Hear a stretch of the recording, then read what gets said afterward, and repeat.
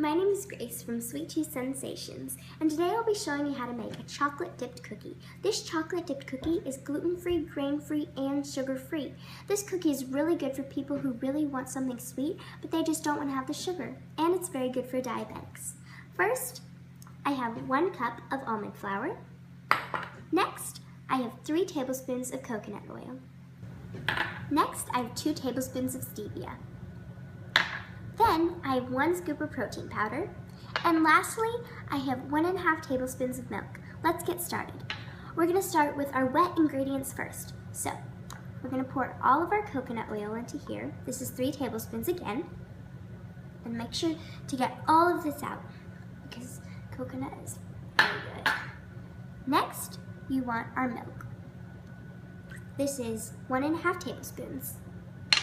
And next, we're going to do 1 teaspoon of vanilla. I'm just using McCormick. It's organic and pure. So, 1 teaspoon right here. Make sure not to spill any, so we don't want it all over the counter. Okay?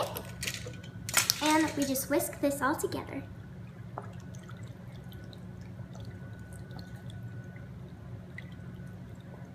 About for 30 seconds. Okay, it's ready. And this is kind of what it should look like. It should be kind of brown, a beige color. Okay, next we're gonna add our almond flour. This is 1 cup. So you just pour it in, and we're gonna mix this for about 15 seconds again. So we're gonna mix it.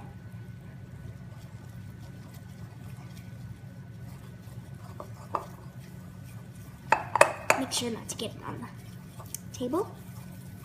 Okay, and this is kind of the consistency it should be. See, it's kind of wet. Okay, and next we're gonna add our stevia. This is 2 tablespoons of it. I'm just gonna sprinkle this in. And we're gonna mix this all together. And we're gonna preheat our oven for 350 degrees Fahrenheit. Make sure to get all of this out of your thing that you're mixing with. Whoa, it flew. And next we're gonna put that is the oven going off. Next we're gonna put our 1 scoop of protein powder in. We're gonna mix this. I know it seems a little bit dry, but trust me, it's okay. It will turn out great. And keep on mixing. I know it seems a little bit dry now, but it's going to come together. And next we're going to add 1/4 of a teaspoon of baking soda. Just put this in. I know it's dry, but we're going to add an egg. Okay. Here's our egg, and it's just a large brown egg. Free range. So just crack this in here. All of it. Try not to get any shell in because we don't want any shell in our cookie dough. Just mix this all around, and it'll be moist, more moist than it was because we're gonna add our egg. Mix this until you can't see any of the yolk. So we're gonna keep on mixing about maybe 45 to 30 seconds.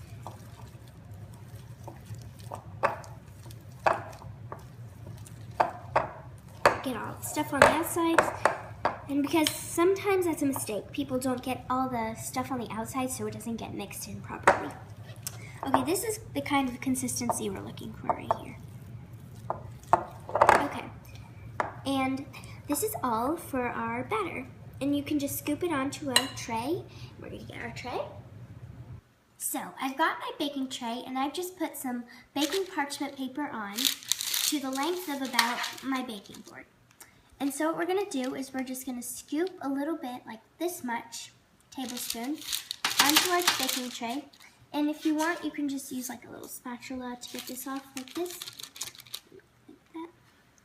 And then we're just gonna keep doing this until our tray is filled. So I've just finished putting my cookies on the tray, and we're gonna cook these for about 8 to 10 minutes. So I'm gonna put these in. And be careful. You might want someone to help you put these in, but if you don't, obviously you're going to put them in. those in. We'll be cooking them for 8 to 10 minutes. So I've just taken my cookies out of the oven, and this is what they look like. So I've just cooled them for about over 6 minutes, and let's get on to the chocolate dipping.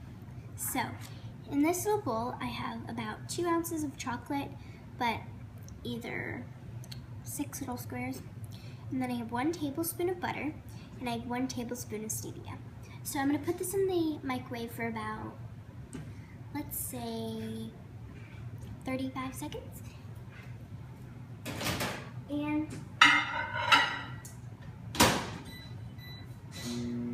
you can watch it by eye also. So I've already dipped my cookies in, and I'll explain to you how I did it. So I made my mixture, I put it in the microwave as you saw, and I took it out and I put the 1 tablespoon in, but you can put as much or as little as you want. You can just add and adjust it. And then I just dipped them halfway in and just like spooned some on. And then I put them in the freezer, or you can put them in the refrigerator for about 6 to 10 minutes. And if you want to leave them in overnight, that's totally fine. And let's go ahead and try one. Ready? Don't forget to subscribe and give me a thumbs up.